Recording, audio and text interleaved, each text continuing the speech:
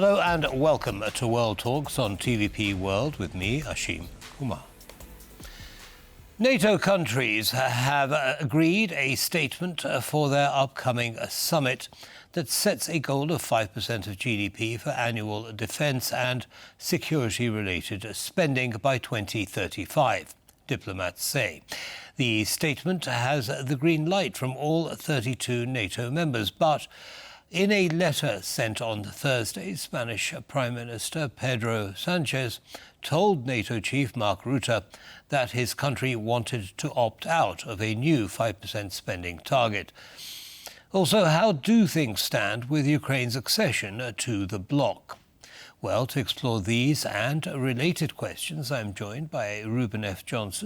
Research Fellow at the Casimir Pulaski Foundation. Mr. Johnson, welcome to TVP World, and thank you very much for taking the time. Thank you for having me. It's a pleasure. So, 5%, I think that the reasons behind raising the bar to that from 2% are fairly obvious.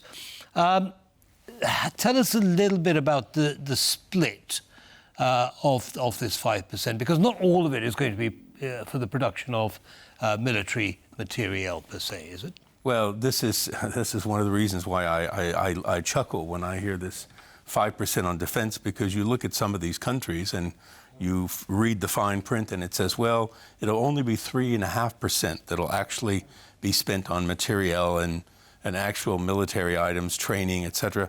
And then 1.5% goes for expenditures on roads, railways, different to enhance infrastructure so that military mobility will be easier when the time comes. And that's civilian infrastructure. Now, the fact that the military depends on civilian infrastructure, that's not a great secret, but you know, people are sometimes, the politicians are acting like this is some horrible burden being thrust upon them. And you know there's people that are making money on the infrastructure projects. So it's all a bit disingenuous.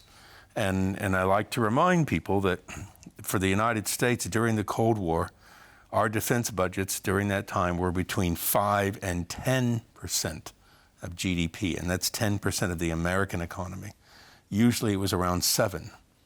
So when people start crying about 5%, I just say, well, I'm sorry, I don't think you have a very good memory. Right. Well, I mean, it is interesting. I mean, there are a couple of points that you raised. The first, of course, is the split. It might be argued, perhaps, that 1.5% is actually spent on the country, the host country itself, rather than on actual defending itself against external aggressors.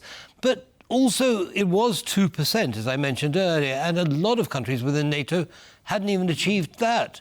Is it realistic to expect them to go up to 5%?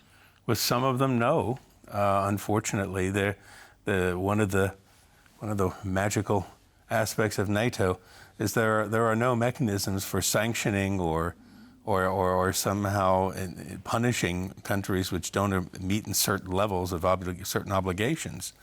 It's really the other countries which have to pressure them. Right now, Spain is one of the lowest payers. They were one of the first ones to say, no, we're opting out of the 5%. And it's going to be a tough sell for many countries because particularly the European countries, their populations are already heavily overtaxed as it is.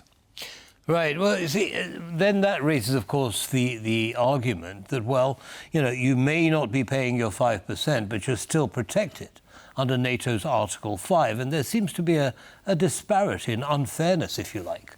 They're taking advantage of the NATO protection, but without paying for it. Oh, now you're sounding like Donald Trump. Yes.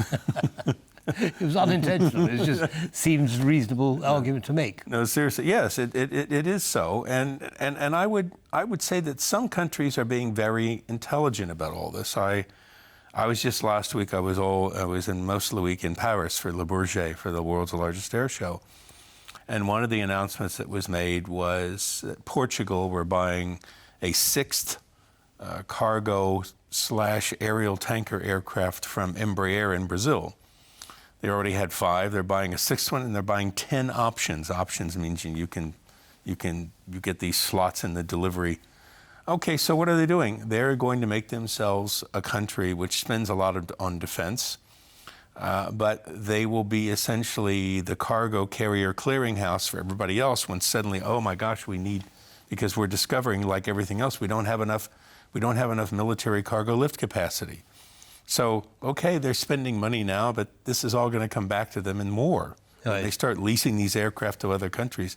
So if you're intelligent and creative about doing this, it's not a burden on many of these countries. Right. Now, talking about the Article 5 protection, which I raised, one of the fears, I mean, with Russia amassing troops and materiel on the border with Finland, one of the concerns is that the Baltic states are vulnerable to Russian attack, especially if the Suwałki Gap is closed. Your thoughts on the triggering of Article 5 if any of those countries were attacked by Russia? Well, what I and many others have said for many years now is that the Russians will try probing, and they will try to figure out where the Article 5 tripwire is, and they will try and get away with everything that they possibly can without it being activated. But when people say they're worried about this, I have to say, well, why was NATO invented then? NATO was created because of the threat from Russia, and that threat is now perhaps greater than it ever was during any time during the Cold War. That's part of your obligation as a member of an alliance. And yes, if the Baltic states are attacked, they will require help, a lot of help, from other states as well. I mean, not just air power, but boots on the ground. Yes, but there's no commitment in Article 5 for boots on the ground, is there? It's some vague wording which says something like, do what you can to help. Well, it says an attack on one member is an attack on the alliance as a whole. Yes, but the response is not specified. And we found that out in Afghanistan because we activated Article 5 and certain countries did more than others in sending resources and people to Afghanistan. Yeah. Okay, so I want to talk now about Ukraine and Ukraine's accession to NATO. Now, President Biden said that Ukraine was on an irreversible path to NATO accession. President Trump says the exact opposite. He says Ukraine will never join NATO. Which do we believe? Both, neither? I don't understand why we're having this conversation. The reason I don't understand it is that in 2008, there was a NATO summit, and both Ukraine and Georgia were told you will be members. It was not an if, it was a question of when. Okay, that's it. Decision's been taken. Now everyone wants to go back and pretend that never happened, or just not go back at all. Like I said, just pretend it didn't happen. And they want to reopen the issue, all because they're afraid that, well, now that Russia's actually on the warpath, we might actually have to do something. And I find this, particularly Ukraine, a country which has done more to degrade the Russian military and reduce the threat to NATO than all of the other NATO countries combined. This attitude to me is reprehensible. Right, but there is a certain restriction on these countries becoming members of NATO, and that is that portions of them are occupied by Russia, both Georgia and Ukraine. Is this part of Putin's plan to basically stymie any attempt? I've heard this argument, and I like to remind people that when West Germany became part of NATO, East Germany was not only occupied by the Russians, but probably one of the largest and most capable military formations within the Soviet military was based in what we called back then the German Democratic Republic. So these are all things you have to, these excuses keep getting thrown out by people, and you have to keep knocking them down. Right, so it is possible for these two countries to join NATO, even though they're partially occupied. Well, there is a precedent for this happening. It wouldn't be the first time. Right. Okay, but the other comment or criticism that is thrown up often is that the Ukraine's at war.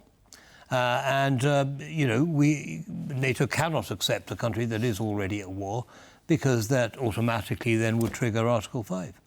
Yes, I understand that argument, but of course, according to the Russians, it's not a war. It's a special military operation. They've never declared war, and the Ukraine's never declared war on them. Putin's been prompted and encouraged to officially declare war on Ukraine, which he's refused to do. Why do you think that is? Well, I think he's afraid of the blowback from a step like that. That once something like that is made official, okay, if you're at war, then these things you've done become war crimes. Not that they aren't already, but the man has he has no sense, I would say, no sense of balance. He simply is out to destroy Ukraine. Yeah, a war implies that you have some sort of concrete aims. There's no concrete aims here. He wants to destroy Ukraine as a nation, destroy the Ukrainian people, and it's genocide. Right. Well, as you say, there have been multiple war crimes committed, and they've been verified. Now, in the last minute or so that we have left, what's on the agenda at the NATO Summit? Well, not very much, because despite all the things we have happening in the world, it's going to be one of the shortest NATO summits in history.